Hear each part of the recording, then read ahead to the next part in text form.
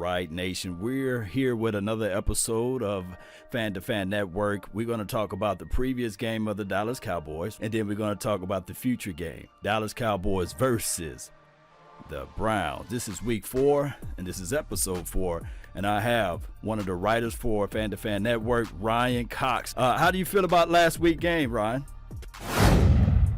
Well, I don't feel great about it, Law, but there were definitely some good things to go along with the bad. So, I'm a little up and down throughout the week, but not too bad. All right, so this was a game whereas we featured Dak Prescott in. Of course, this was a game that we also looked at Ezekiel Elliott, who didn't have a lot of yards, but this was a coming out party for Cedric Wilson. And we can start off with the positive, of course. Cedric Wilson did a great job of getting over 100 yards, and I think that Dak Prescott back-to-back with 400-plus yards shows that he is growing in a sense. What are your thoughts on both of those two guys? Sure. So the receiver core has just looked really good to start the season, Law. Even when Amari Cooper's missed some snaps and stuff, and he's been wobbly a little bit, but other guys have just stepped up left and right. You see Michael Gallup make some big catches. CeeDee Lamb's doing his thing, looking like a veteran on a weekly basis. But like you said, even the 4 and the 5, Cedric Wilson and Noah Brown are stepping up. And, man, Cedric Wilson looked fast out there. Yeah. So I was very impressed with him after the catch. Yeah, and it was one of those situations whereas the offense looked like they're doing some good things, but we have this makeshift offensive line. We saw that Terrence Steele was out. Reports came out that they really didn't bench him. We thought when we saw him on the sidelines, we could have said, hey, he's benched, but it came out that he had a stomach bug or a flu or something like that, and he had to be set out on the side there. And they did this makeshift thing where they kicked Zach Martin as the tackle, and that seems like the Cowboys building the plane while it's in the air. And I know that's not the best recipe, but right now that is what we're doing. We are trying to fix the offense and fix the defense while we at play. What are your thoughts on the Cowboys gliding things around? How do you feel about this team in those fashions? Well, I got to say I was really impressed with how Zach Martin looked at right tackle. It doesn't shock me as talented as he is, but I mean, he slid right over. You got to assume in practice he probably hasn't had a ton of snaps even in his career at right tackle. Right. So at the same time, seeing Connor Williams still out there at left guard, I'd almost rather see Joe Looney slid over to the left and Connor Williams playing right tackle and Zach Martin back in his natural position where he could be most effective. But, yeah, it really comes down to, with me, what is the deal with Tyron Smith moving forward? Yeah, they said that they got him on light duty practice today, meaning that he's not going through the full rigmarole of practice.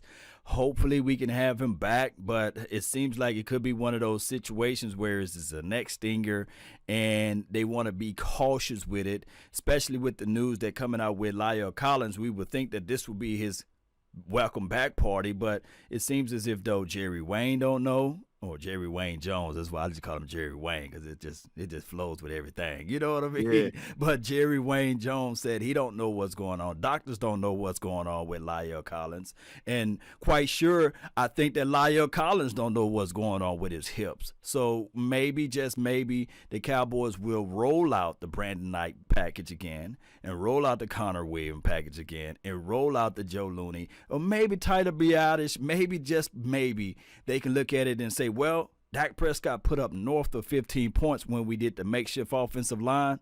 Let's just keep that thing going. You know, maybe that will be the philosophy for this week against the Browns, because outside of that, we can look back at this thing and say, Terrence Steele is causing this team games. Yeah, there's no doubt about it. And the Browns are going to offer a really tough defensive line to block against. So I was really impressed with what I saw out of Tyler Biadasz as well. So I definitely like to see him on the field more. Keep the young guys in there, because I don't think Joe Looney is really playing worlds better than him anyways. Right. Yeah, you want to see a separation. You want to see a big, vast separation, but we don't see that much. So might as well give the young guy more reps, because he's your future. He's the guy that you drafted for 10 years. That's how long an offensive lineman or offensive tackle, regardless of on the offensive line, lasts, 10 years. So I would think that these valuable reps is good. And then on top of that, Joe Looney, we love what you're doing. We love your services, but let's just get the young blood in there and hopefully Brandon Knight. I don't see him being a detriment to this offensive line. Actually, Ezekiel Elliott, that's the only alleyway that he can run on. Right now, he's averaging less than 2 yards per carry running to the right side, and that's where Terrence Steele at. And I know, and I'm not trying to sully or denigrate Terrence Steele, but Zach Martin is doing too much of reaching, compensating, trying to overcompensate to help out Joe Looney and Terrence Steele. So hopefully we can fix and iron this thing out in the future against these Browns. Yeah, there's no doubt, because when Terrence Steele is out there, it seems like Ezekiel Elliott is more of a sixth offensive lineman. He's doing a lot of the pass blocking duty out there to help protect Dak. And as far as keeping Zeke healthy heading into the later parts of the season, I think it's kind of important that we don't use him in the block game too much. Too much. All right, so I'm going to have to talk about the woes. You already know where I'm going. Yeah, I'm going to talk about the defensive secondary. In every main category as it relates to pass coverage, we are ranked either dead last or in the bottom half. Jerry came out and Stephen Jones came out and said, hey, we love our guys, or we like our guys. So, yeah. What do you feel about it? Do you think that this secondary, which is scary right now outside of Diggs, do you think that should be the philosophy? Because there is a guy that wears 29 sitting out there on the market. His name is Earl Thomas, for those who don't know. Do you think that we should go out there and pool resources to get a veteran guy? Well, I do think the defensive back position is going to go through some growing pains, especially Trayvon Diggs as he progresses in his rookie season. But right. At the safety position, it comes down to, is Darian Thompson a starting safety in the NFL? And, man, he blew a lot of coverages out there against Russell Wilson and Tyler Lockett and DK Metcalf. So I think moving forward, safety is probably the biggest concern on the defense. It sounds to me like Earl Thomas is kind of a pipe dream at this point. Right. You still hear a couple rumors come out every few days or whatever, but I think if we were going to get it done, we would have at least investigated into it a little more by now. So I'm not too confident that we're going to address safety, but I definitely think we need to. Yeah, that's the situation that we really need to.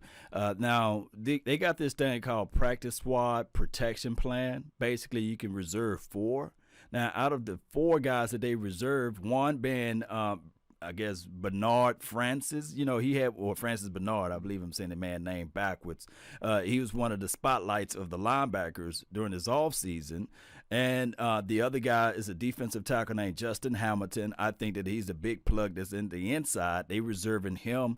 But the other 2 guys are Chris Westry. He's a tall 6'4" type of corner/safety guy, but he plays primarily corner.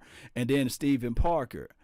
When I looked at Stephen Parker film assessment, I think that he can cover a little bit better than a Darian Thompson. And I think that it would be a good guy that they can elevate if they're thinking about making the move, because Stephen Jones did say and mention, we believe in our guys and we got guys that's on the practice squad. I'm wondering, is he talking about Chris Westry and Stephen Parker? Maybe that could be the situation, the scenario this coming Sunday. Yeah, well, it's interesting with Parker because he's made some plays in the past for, what was it, the Miami Dolphins, I believe, right? Yeah, he made some plays in the past with the Miami Dolphins. And on top of that, here's the situation with this, Ryan. We got our hands full. Because think about it. We playing against the Cleveland Browns.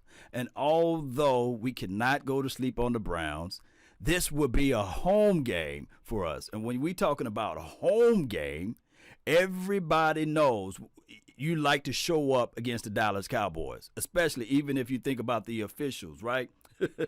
And if I'm Odell Beckham and if I'm Jarvis Landry, I'm doing like this. What do you think that what Odell Beckham and Jarvis Landry might do against this against this secondary unit? Well, it's definitely concerned because the Cleveland Browns' strengths definitely play against our weaknesses right now. And the secondary is vulnerable to being beat over the top. We saw it in Seattle with Russell Wilson. But we got to remember Baker Mayfield isn't going to beat us like Russell Wilson did. But that doesn't mean that Odell Beckham and Juice Landry aren't capable, because they are, and Beckham has a lot of speed, and he's definitely a threat to beat us over the top. So it's absolutely a legitimate concern this week. Yes, juice. He gonna try to bring all of the juices he can.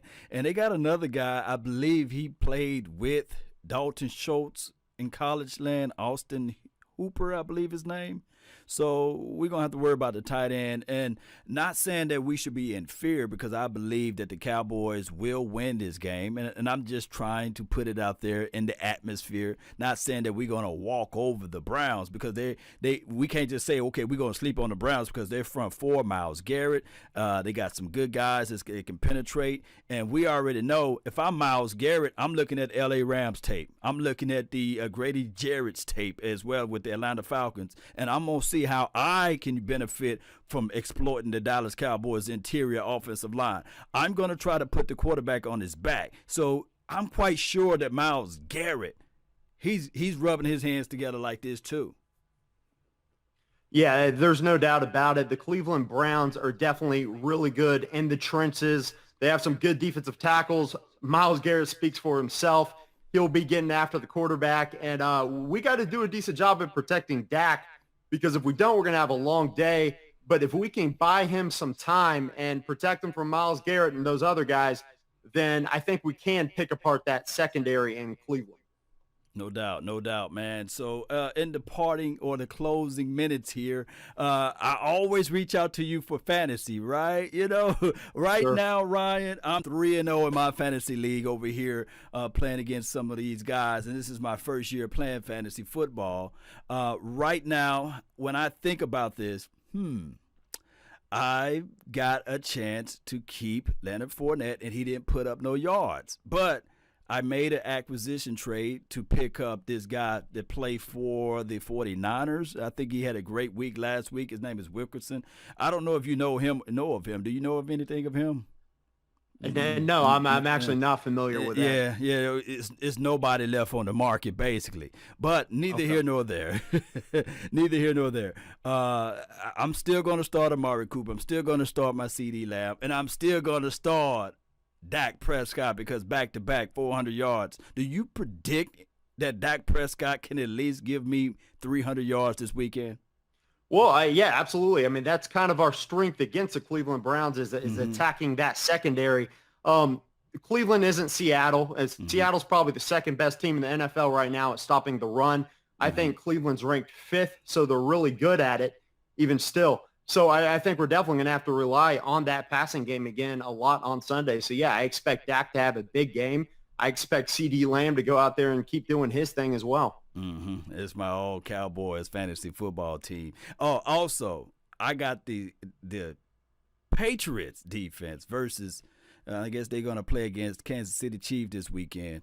Or should I do this? Should I sub out my Patriots defense, sub in the Minnesota Vikings defense, because they're going to be facing the Houston Texans? Or should I just leave everything the same, because the Patriots are the Patriots? Yeah, the Patriots are the Patriots. The only thing that scares me about that Houston offense is Deshaun Watson will go out there and do his thing. He doesn't have the best weapons in the world, but we've seen you give him any time, he will make plays with his feet and his arm. No doubt, Ryan. I really appreciate you so much for tuning in to this episode 4 for Fan to Fan Network. I cannot believe we are already into week 4. Before you know it, the season will be over with. Hopefully everybody that's in Tennessee, and I think is in they shut down the Vikings camp or what have you, I hope that everybody can get a good report back for the COVID, and we can get football life back in order. And we hope that everybody have a speedy recovery. If you haven't heard of any of those things, Cowboy Nation and beyond, the Tennessee Titans camp is shut down due to COVID, and their game is pushed back because they are going to play against, I believe, the Pittsburgh Steelers, I believe, and they're pushing everything back. But we're just going to put our hearts and minds and our hands together and pray that they can have a speedy recovery and have some football back into this thing over there. Ryan, can you tell all of the wonderful people that's listening where they can find and follow your page? Sure, absolutely. So thanks again for having me on, Law. It's going to be Fratagonia on YouTube, Fratagonia on Instagram, and Real Fratagonia on Twitter. No doubt, man. I can't wait for all of this stuff to pass over and we can see football back again. You guys follow Ryan on Fratagonia. And don't forget to follow Fan to Fan Network, where you guys can get some raw, unfiltered, strong opinion stuff. Let's continue to grind to shine, Cowboy Nation and beyond. That's been all time. And remember, you're listening to nothing but the best. Let's go. Let's go. There's a W out there. It's a W out there, Rob. We just got to find it.